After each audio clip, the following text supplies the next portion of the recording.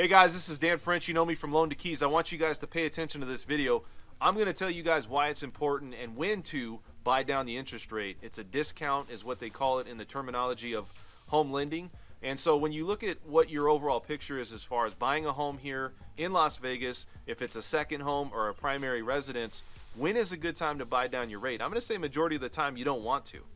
But there is cases where in this market, you would want to maybe consider it. Now, I have a lot of people refinancing. Is it a good time to refinance? Absolutely.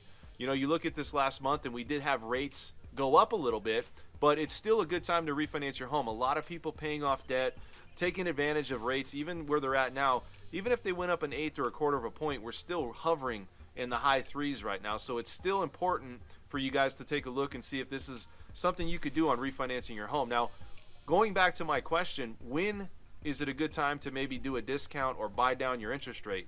If you're somebody out there that's looking to maybe stay in this home as a retirement home, you might want to consider buying down the interest rate. If you're somebody out there that's buying maybe an investment home or maybe even a second home, a lot of people are doing second homes coming from another state and they're buying down, you know, a large down payment and have a low loan amount. They might turn that into a long-term home, or they might turn it into a retirement home. So that might make sense for you to buy down the interest rate. Now, what that is it's a cost on top of your total fees.